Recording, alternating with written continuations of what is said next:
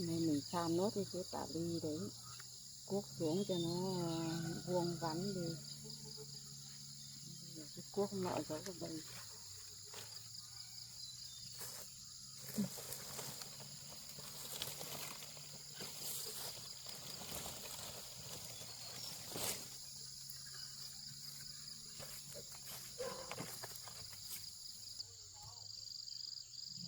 Phải dọn ra ngoài đâu nó không cháy hết.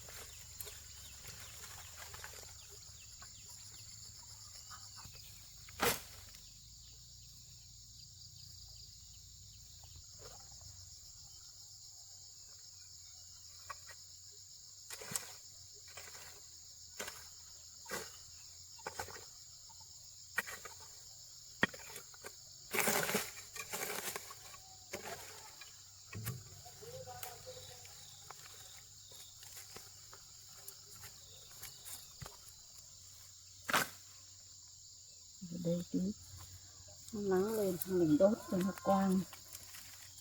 Cái này không biết có phải giấy cỏ không, hay cuốc hay là như thế nào.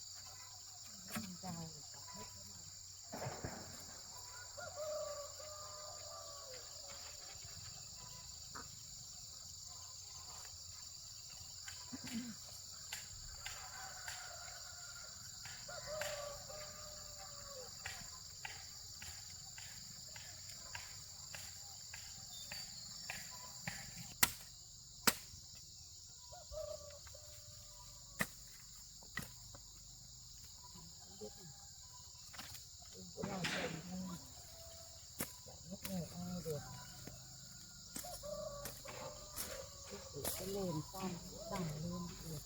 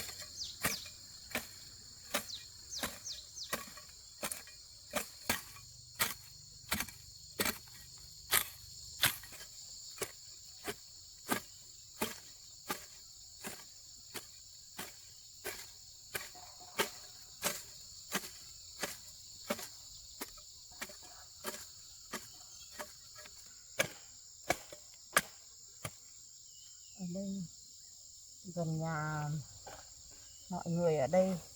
Mai mình làm được nhà ở đây ở nó cũng có bạn, nó không heo hút như ở cái chỗ lều mình đang trọ. Chỗ đang trọ mình cũng chả biết chỗ của ai, như cán bộ luyện bảo là cô phải đi tìm, biết của ai thì đi hợp đồng với họ, không thì cho ở đuổi. Nhưng mà hàng ngày đi làm tối về cũng chẳng thấy có ai đến, mình cũng không biết của ai để hỏi, mình cứ ở ngày qua tháng. Nhưng mà thấy họ thì cũng xin họ ở thêm vài ngày, mình làm được nhà mình cũng chuyển thôi. Ở đấy mình cũng chả phá phách cái gì, cũng chả làm hại gì đến gia đình họ đâu.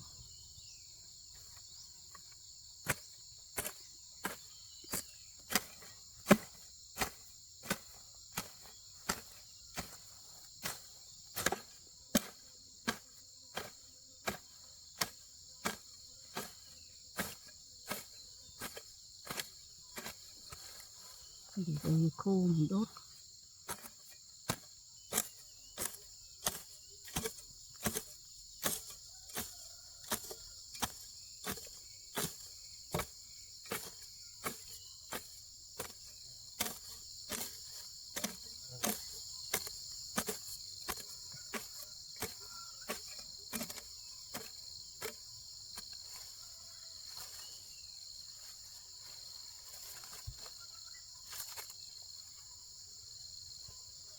Ô, con bê đẹp nhỉ, chắc là của nhà bác kia hay là của nhà ai ấy. Về đây ăn cỏ. Để thò con kia ra nữa là hai con bê.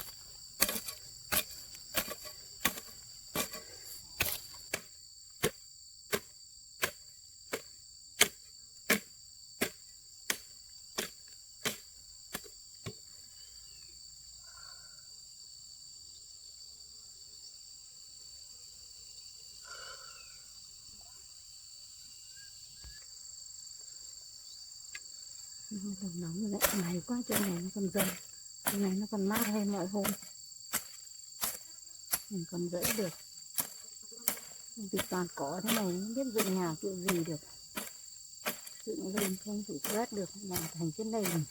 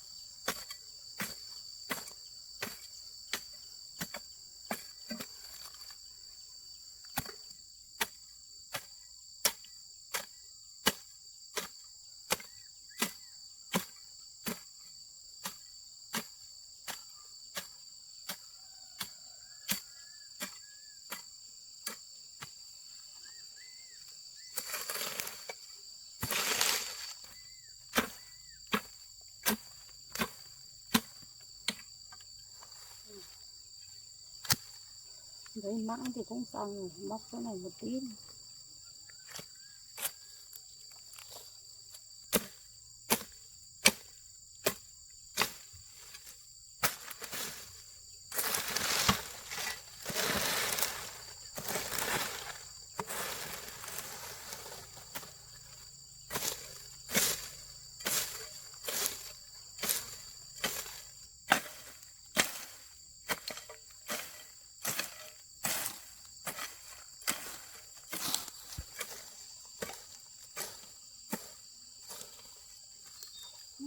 Mệt quá.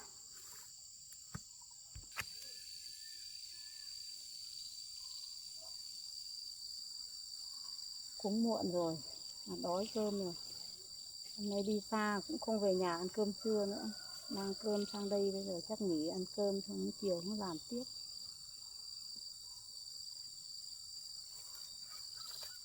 Đi lấy cơm về chỗ bằng này ăn thôi.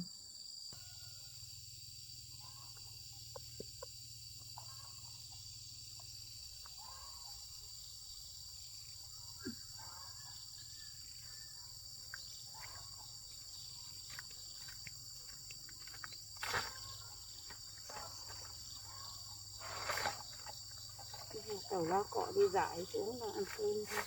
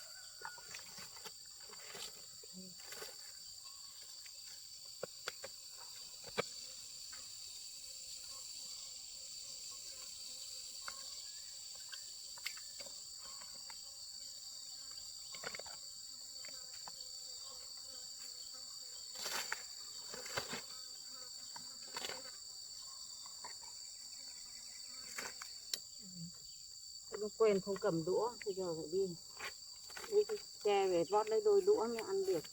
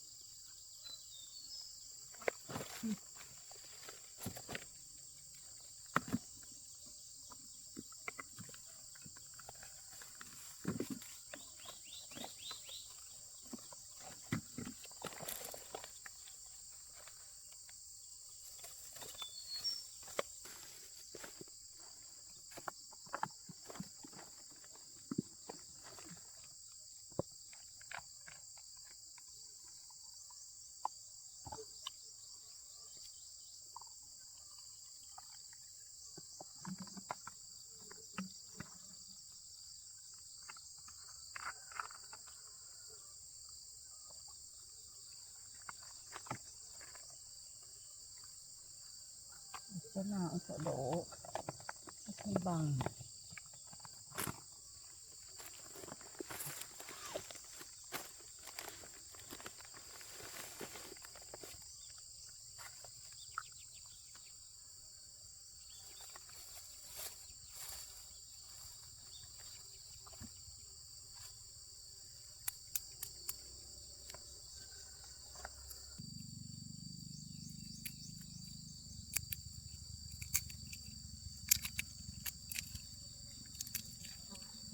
Mang cơm ra đây ăn nó nhàn tí, mọi hôm về đến nhà mệt quá.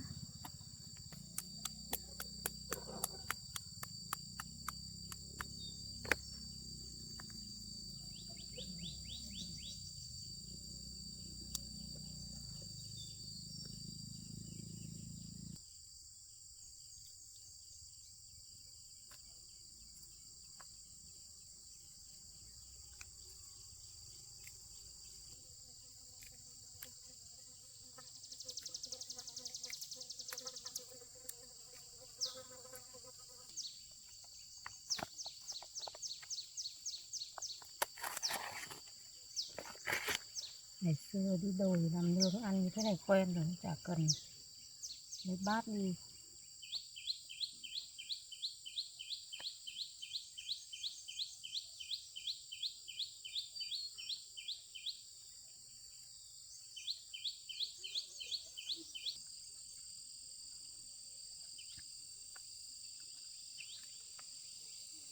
Ăn tí xong mẹ làm nốt, hôm nay trời nó mát.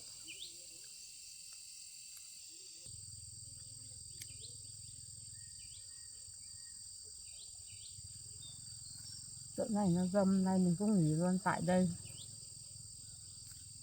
Đi lên nhà dân thì cũng ngại.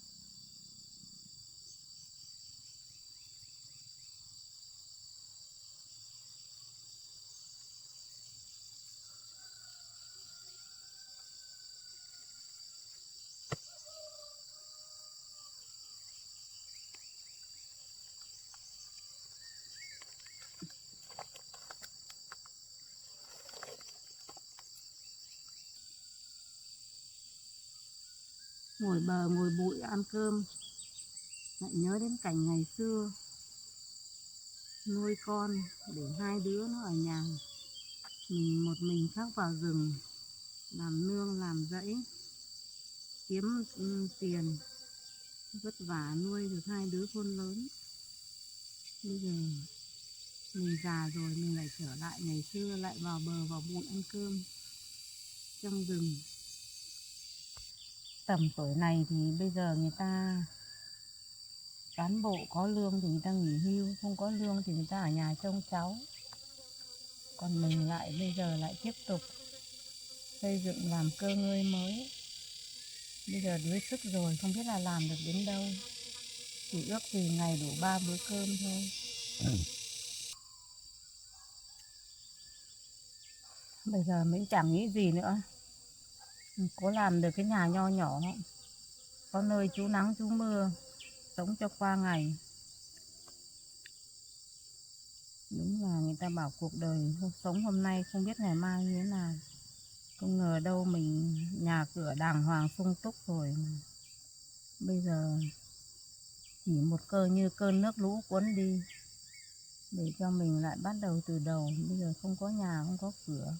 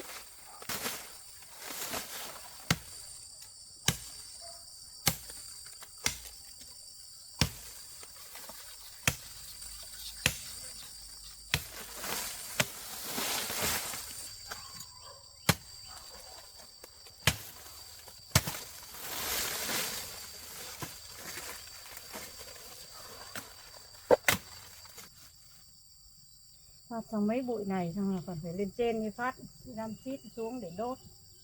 Tới này là mình làm nhà ở kia, là cái chỗ này là mình làm chuồng gà.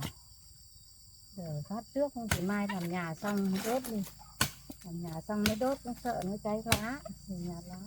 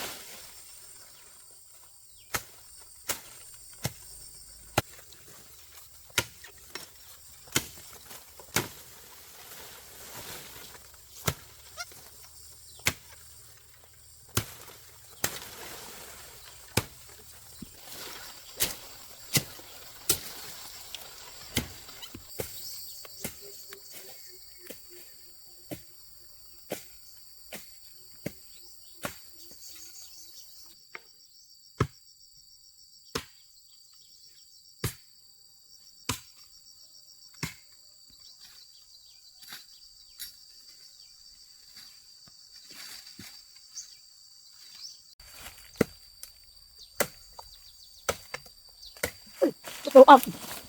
Ui, tốt rồi, tốt rồi. Ui, có đồ ong đốt rồi. Đau quá. Ở bắp tay. Nhiều ong thế.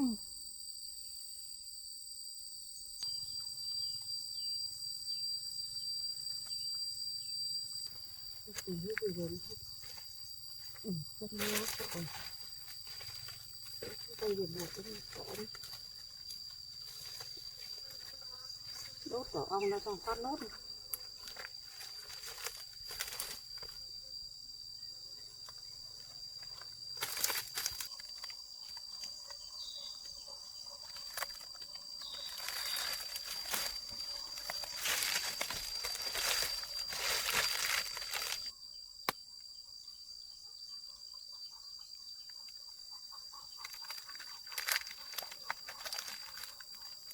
Đốt thôi. Đốt lại nhau.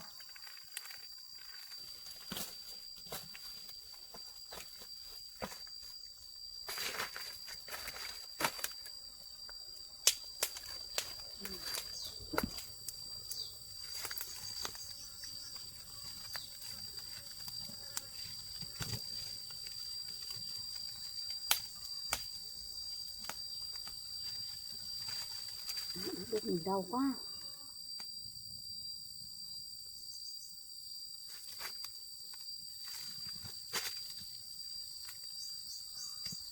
Ong bé tí thôi, tầm chục con thôi mà nó có rộng rồi hẳn nào. Nó phải chục con mẹ, nó bao nhiêu con đây chứ. 2, 3, 4, 5, 6, 7, 8, 9, 11, 12, 13, 14, 15, 16, 17 con nhộng rồi. Đây này, nó già thế rồi. Hẳn nào nó mới áp.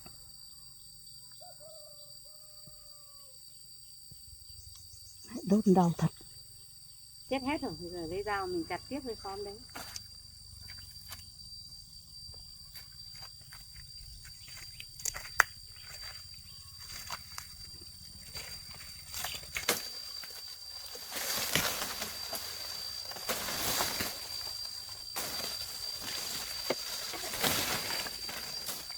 này nó rộng quá nên ong nó vào làm tổ trong này.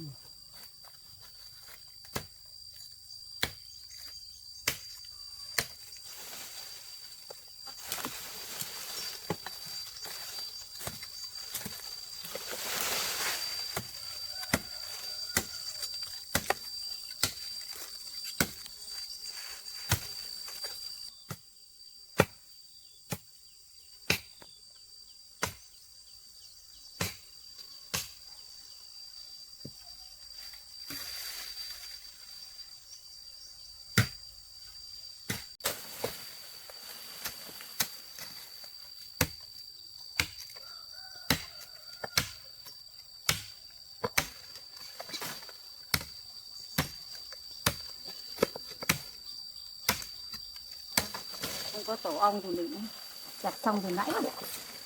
Tổ ong biết mình vừa được mang nhiều. Chặt tiếp con bé này nữa. Nó quang sang mình làm chuồng gà thế này. Cái này còn ong thôi. Không thấy bay nữa chắc không có.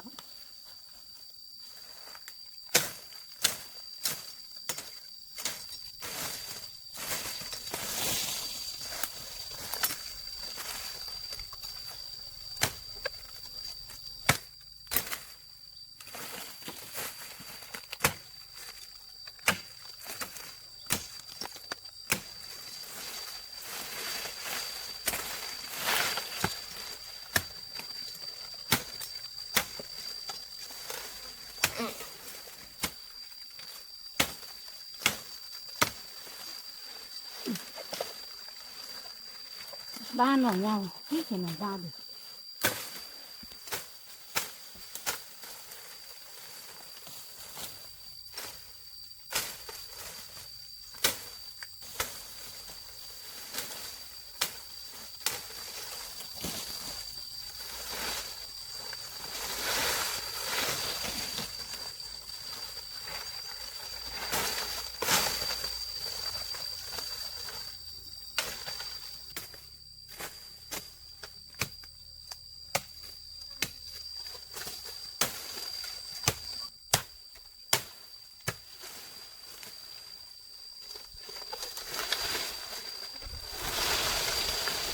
Thôi thế là xong. Nó khô mình đốt. Còn tầng trên nữa này rau cồn. Này rau để từ sau cái tát này.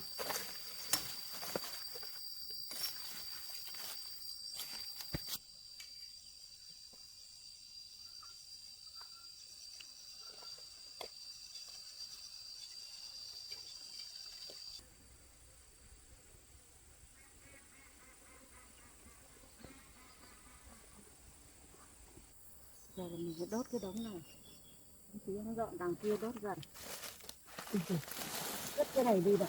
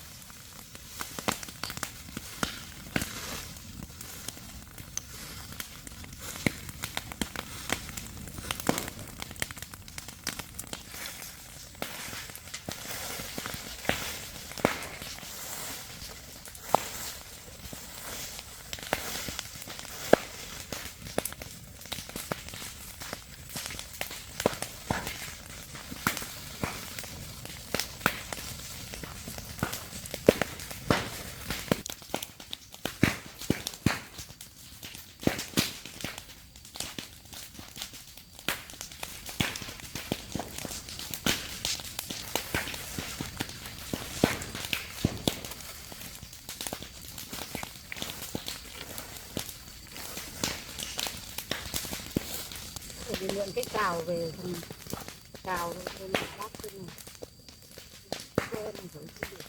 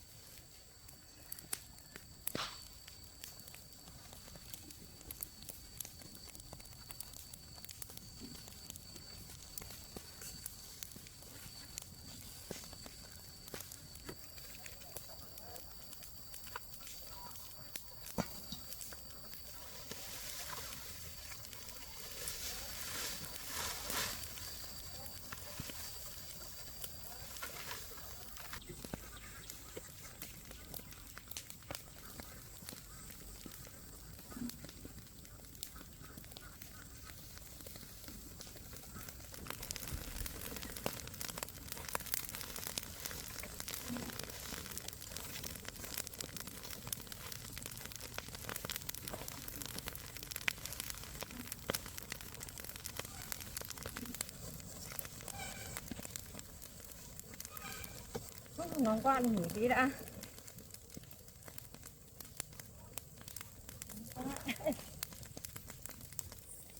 Đang ngồi không gì lót này.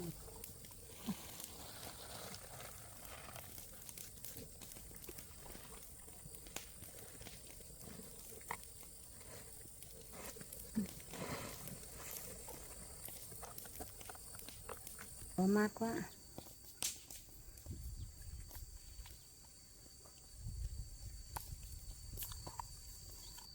May quá.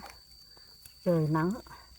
Sáng nay dãy mà bây giờ dọn vào nó thành đống nó cũng cháy được, nó khô. Nắng to. 2 năm, năm nào cũng vất vả làm nhà.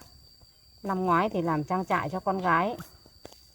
Bao nhiêu là cây tre, hai mẹ con đi chặt, bao nhiêu nứa dui lá cọ thuê người chặt lại bốc lên xe, cũng hai mẹ con làm.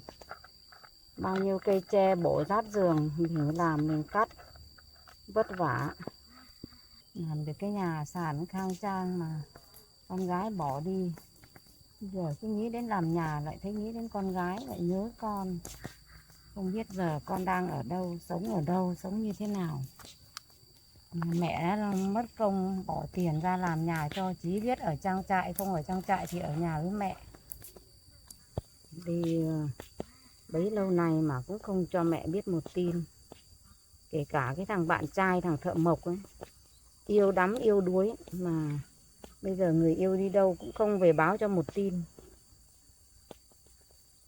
Tưởng là thằng này là người có đức có nhân mà cũng không biết là như thế nào nữa. Trước đây là 2 ngày 3 ngày lại đèo nhau về xin phép bác đi chơi chỗ nọ chỗ kia. Bây giờ điện còn không thèm nghe máy. Mình cứ tưởng thằng này là nó cũng là cái thằng tốt. Thôi kệ nó. Mình mất công làm nhà. Mình cứ nghĩ từng cái bàn tay mình làm từng cái nét. Cái trang trại đi khuân từng cái lõi tu về làm tường. Đến giờ nó bỏ đi luôn. Cả mẹ nó cũng không cần liên lạc với mẹ nữa. Nhà cửa của mình đấy, nó về lúc nào nó cứ thẳng vào nhà, về nhà. Nó còn không về, điện nó cũng không liên lạc được nữa.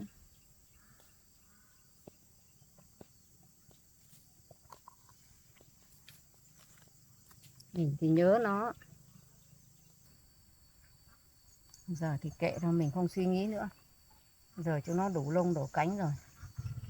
Lúc khổ lúc bé thì mình đã nuôi nấng cho nó lớn lên rồi. Để chúng nó tự lập được.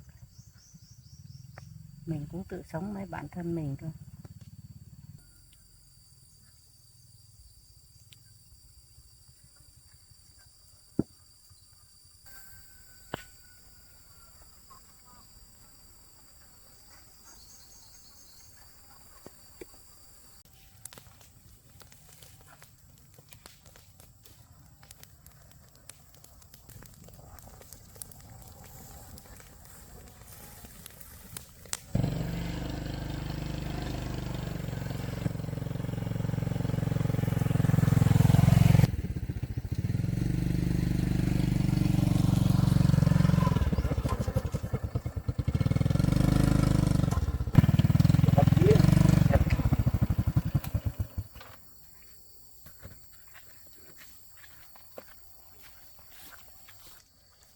Bác Thúy. Thôi cháu đi đâu về này? Cháu đi xem đồi thôi bác. Không bảo này ấy man man chạy lên xem cái đồi. Thì cháu đi xem đồi thì cây em nọ mới trồng nắng là không bị chết rồi chứ cháu. Dạ không đâu bác, vì cháu vừa trồng xong được 1-2 hôm thì nó lại mưa được mấy ngày, bây giờ mới nắng rồi bác. Nên cháu bảo tranh thủ lên xem có chết thì cháu dặm lại. Thế bác làm gì ở đây đấy bác? Bác dọn cái này đốt thôi. Thế bác dọn này để làm vườn hả bác? Mà cháu thấy nhà bác nhiều đất mà sao phải sang đi xa đấy để làm thế hả bác? Cũng dọn đốt chỗ này thôi cháu ạ. Hay là bác có chuyện gì để giấu cháu hả bác? Cháu thấy bác ngập ngừng lắm. Có vẻ mặt bác hơi buồn mà.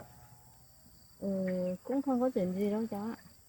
Thế mọi lần cháu cũng hay qua bên này xem nương của cháu đây, nhưng mà cũng thấy cái mảnh đất này cháu thấy bỏ hoang lâu mà bác, trước là cũng là nhà của họ nhưng bây giờ người ta chuyển đi rồi, giờ cũng lâu không thấy ai về làm gì, giờ bác tự nhiên bác sang đây làm là chắc bác có chuyện gì không hả bác? Bác có chuyện giấu cháu ạ? Ờ, Không có gì đâu cháu ạ. Hay là chỗ này người ta thuê bác về làm? Không. Bây giờ bác cũng mệt, bác cũng không đi làm thuê được đâu cháu. Bắt buộc phải về làm thôi. Chắc là bác có chuyện gì xảy ra rồi thì bác mới phải về đây ở làm chứ hả bác? Chứ cháu cũng thấy bác có nhiều đất cát ở kia mà bây giờ lại về đây là nơi hẻo lánh để làm thế hả bác? Thì thật ra là chuyện nó dài lắm cháu ạ. Thì bác mới về đây dọn chỗ này làm thôi. À thế hả bác? Thế bác có chuyện gì bác nói cho nghe với. Nhưng cháu cũng không đương nhiên đương lành bác lại về đây ở như này được bác. Mà bác cũng muốn cho cháu với cô biết chuyện này. Nếu thật sự ra thì bác đã bán hết nhà cửa rồi cháu ạ. Bây giờ bác mua được chỗ đất này để bác dọn, để bác làm cái nhà nho nhỏ bác ở. Thế có chuyện như thế hả bác? Vâng. Thế hôm lâu cháu thấy bác kể cháu là bác chỉ bán mỗi mảnh đất thôi để trả nợ thôi cho con gái bác thôi, nhưng mà bây giờ lại còn phải bán cả nhà hả bác? Bán mỗi đất thì không đủ cho ạ. Bác lại bán cả nhà. Bây giờ bác cũng không còn gì nữa, bác lại đi tìm kiếm được 2-3 ngày mới đang gặp được cái chủ đất này là bác cũng mua lại được ít này. Bác cũng muốn dọn về để bác làm cái nhà bé bé bác ở qua ngày. Khổ thân bác đã bằng này tuổi rồi mà cũng chẳng ai cưu mang được bác nữa, mà con cái thì cũng chẳng thấy ai hỏi thăm gì. Bây giờ lại còn gánh thêm một khoản nợ cho con nữa, phải bán hết nhà cửa đất nát, giờ phải đi nơi hẻo lánh ở. Nói đến chuyện nợ nần thì nó chuyện dài lắm cháu ạ. Thì hôm nọ đấy với anh chủ nợ ở thành phố lên ấy thì bác cũng đưa lên ủy ban chính quyền để xác nhận là đúng rồi. Nhưng mà vừa rồi đấy thì lại có bọn đấy không biết là nó lừa đảo hay là cái gì bác cũng không biết nói nữa. Đại khái là họ bảo là anh Hiền đấy là chủ lừa đảo, xong rồi còn bày mưu thêm một đoàn người nữa. Nhưng mà họ bịa là họ đã bắt được bọn kia rồi, nhưng mà ông trùm tức là anh Hiền là bỏ trốn đi nước ngoài rồi, là có gọi điện cho anh Hiền. Xong anh Hiền lại lên đến cái chính quyền địa phương mình để xác minh đấy cháu. Lại công an lại gọi bác lên thì bác mới biết chuyện này. Có chuyện như thế nữa hả bác? Vâng, họ bảo là anh Hiền bảo tưởng là bác trả nợ số tiền lớn thế này là bác bày mưu, nhưng mà bác có biết đâu. Công an gọi lên xác minh thì gặp anh Hiền, thế anh Hiền nói bác mới biết thôi. Bác cũng nói với anh Hiền với lại cả cán bộ công an bảo là bây giờ chỉ vì bác thương con là bác sẽ trả hết nợ cho con, để thứ nhất là giữ an toàn cho con, cái thứ hai nữa để giữ cái danh tiếng. Mà bác có làm cái việc này đâu, mà không biết là có nhóm nào lại bảo làm công an thì gọi điện cho anh Hiền, nhưng mà lấy số về cho cán bộ ở địa phương mình gọi là không liên lạc được rồi. Dạ vâng, bây giờ cũng có nhiều thông tin lừa đảo á, bây giờ cứ người ta mình bảo thông tin mình có tiền hay là người ta sẽ bày mưu tinh kế, mình sẽ lừa, hoặc là sẽ là đưa mối này chỗ nọ cho để người ta là mạo danh là bảo anh này anh nọ lừa đảo bác. Nhưng mà mình đã lên chính quyền đính chính lại rồi thì mình cũng không sợ bác. Bởi vì nợ nần của con gái thì mình cũng rõ ràng một ra đấy rồi, bởi vì người ta không thể lừa được. Bởi vì mình còn cơ sở pháp lý nữa của chính quyền bác. Thì cái chuyện thì về đến cán bộ địa phương mình cũng xác minh là anh Hiền không phải lừa đảo đâu cháu ạ. Dạ vâng. Thế... Bây giờ mọi thông tin đều công an chính quyền người ta nó liên quan đến công an hay là chính quyền địa phương thì người ta vẫn đính chính lại được bác. Cái đấy bọn đấy không lo đâu bác. Để người ta thông tin đặt điều thì người ta cũng sẽ có cái giá người ta phải trả thôi bác. Bây giờ bác bán nhà rồi, bây giờ bác đang ở đâu hả bác? Hay bác thuê trọ hay là như thế nào ạ?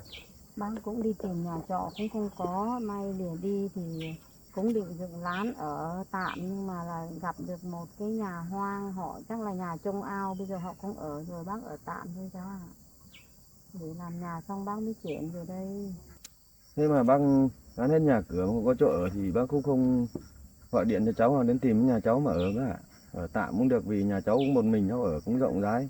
Với lại cháu cũng vừa với Thu thì đăng ký kết hôn lại, hai vợ chồng cháu lại quay lại với nhau bác ạ. Nên là bây giờ cũng Thu cũng ở một mình, cái nhà cũng rộng mà bác không đến thì hai vợ chồng cháu ở Cháu kết cùng hôn tạm. lại với Thu, thế thì tốt rồi cháu ạ. Chứ bây giờ bác ở như thế cũng lo bác ạ.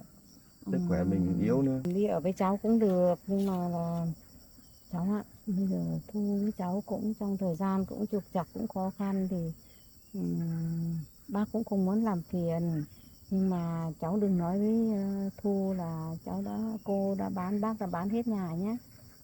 Bán hết nhà là ở liều hoang, đừng nói nhé, nói thì Thu cũng lo. Bác cũng muốn làm xong cái nhà xong là bác cũng mới sang nhà Thu nói cho Thu biết. Lại bác cũng chưa mang một cái gì đi đâu, đồ đạc bác vẫn gửi lại ở nhà đấy, lúc nào bác cần cái gì thì bác lại về lấy, bác chỉ đem mấy bộ quần áo với lại nồi niêu đi đủ nấu một mình bác thôi, đồ đạc bác vẫn gửi trong gia đình hết. Bây giờ ở đấy cũng không có điện, quạt các thứ cũng chưa có đâu cháu ạ. Dạ vâng. Nên hay là bác chuyển về nhà cháu ở đi bác. Để cho cháu ở đấy nó có điện đó mới lại có quạt chứ mùa hè nắng nóng này bác ở trong cái lán làm sao mà ở được hả bác? Ở chỗ đấy nó cũng mát thôi cháu ạ, nó không nóng lắm. Bây giờ bác cũng chắc vài ngày nữa sang nhà thì bác cũng về đây, cũng gần làng đây mà bác cũng có nhiều điện ở đây thì là cũng có điện rồi, bác cũng lấy quạt sang. Dạ vâng. Thôi bác cố gắng thôi bác. Bây giờ chứ bây giờ mình cũng có tuổi rồi, nếu mà hôm nào bác dựng nhà thì bác gọi điện cháu, hay là không thì không thì cứ qua nhà cháu tìm cháu nhé. Để cháu bố trí công việc cháu sẽ sang hộ bác. Nhớ nha bác nhé, phải tìm cháu để hộ đấy. Vì bác cũng có tuổi rồi ấy. Một mình làm bao giờ mới xong được. Thì bác nó hộ được bác thì bác cũng rất là cảm ơn, tại vì một mình bác cũng không làm được đâu. Hôm nọ cán bộ huyện cũng bảo là cũng đề xuất lên cấp trên rồi, xong là hỗ trợ kinh phí hoặc là vận động ngày công, cũng bảo về hộ bác làm. Dạ vâng, cái thì bây giờ mình cũng không có con cái ở cạnh nữa, bây giờ mỗi mình nữa thì chắc chắn là chính quyền người ta cũng sẽ giúp đỡ mình thôi bác ạ. Người ta sẽ giúp công của mình, giúp công giúp sức thôi, còn cái khác thì mình cũng tự vận động thôi bác ạ. Chứ mà nói chuyện bác còn việc gì cũng để cháu hộ bác một lúc bác. Không làm gì đâu cháu ạ, đấy bác cũng dọn đốt xong hết rồi, cháu cứ về đi, bác cũng chuẩn bị về thôi mà. Dạ vâng đấy ạ. Vâng, thế bác cố gắng bác nhé. Hôm nào dựng thì bác cứ gọi cho cháu để cháu sang hộ. Hôm nào dựng thì bác cũng gọi cho cháu. Thì bác cứ có công có việc gì bác gọi điện cho cháu, thì cháu rỗi thì cháu sang hộ bác ạ. Cháu cũng nhiều việc nhưng mà chắc chắn là sẽ phiền cháu về hộ bác dựng được cái nhà lên rồi, bác cũng một mình cũng không làm được thật. Vâng thế bác sau cháu nha, cháu xin phép lại cháu đi về trước ạ. Thế cháu về trước đi, bác cũng chuẩn bị dọn đồ, bác cũng về rồi, cháu cứ về đi. Thì bác sau cháu nhé, cháu đi về trước ạ.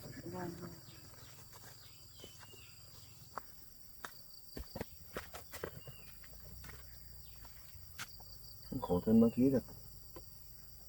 Vì con vì cái giờ bán hết nhà cửa đất cát, giờ lại phải đi ở đều họ nương giấy, giờ lại phải mua mảnh đất nho nhỏ trong vùng hẻo lánh này ở. Mình chỉ mong bác có sức khỏe thôi, và mọi thứ mất đi hết rồi thì mình vẫn có thể làm lại được. Khổ thân với bấy thật đấy.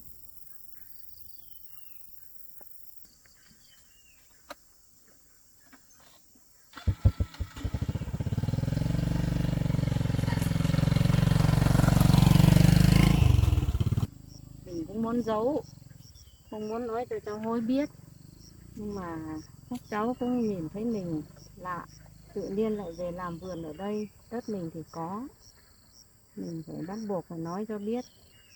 Tôi biết cũng dặn rồi, đừng nói cho Thu biết, cho Thu biết thì Thu cũng con nhỏ nữa, không hộ mình được thì nó cũng thấy lo. Mình làm xong nhà mình sẽ đến nhà Thu nói cho Thu biết. Thì bây giờ cũng đốt thế này cũng hết cỏ rồi, cũng xong rồi, bây giờ muộn mình cũng về thôi. Thì đi xa nữa, đi bộ tí lại tối. Ừ.